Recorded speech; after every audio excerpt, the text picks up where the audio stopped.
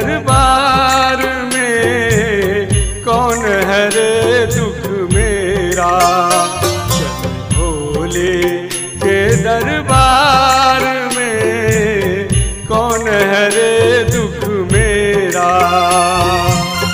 कौन हरे दुख मेरा जग में, कौन हरे दुख मेरा। चल भोले के दरबार में कौन हरे दुख मेरा।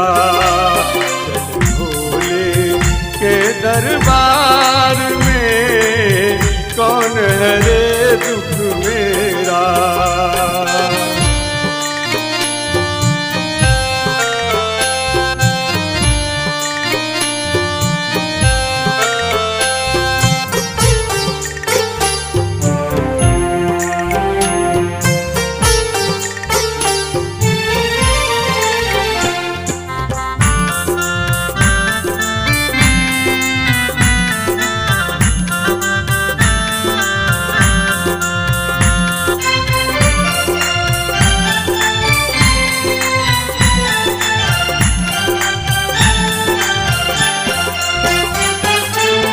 ऊंची नीची राह डगरिया, दूर है तेरी नगरी। ऊंची नीची राह डगरिया, दूर है तेरी नगरी। सौ कोस से भर के लाया, सौ कोस से भर के लाया एक छोटा सा गगरी।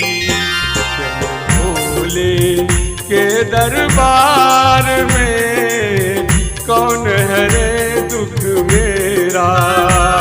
चल भोले के दरबार में कौन हरे दुख मेरा।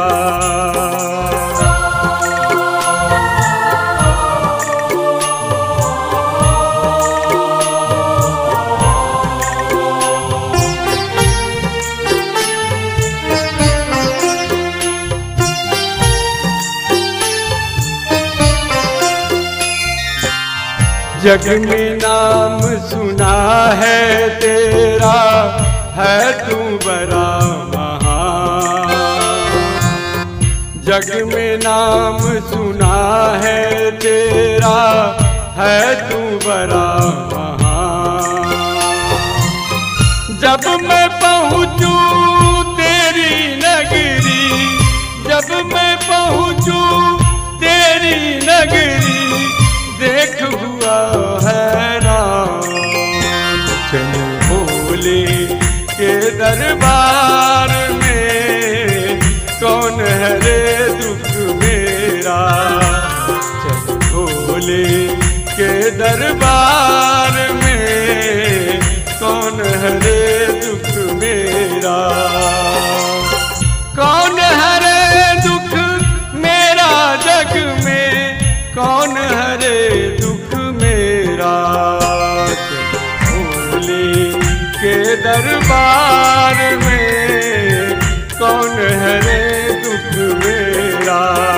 चल भोले के दरबार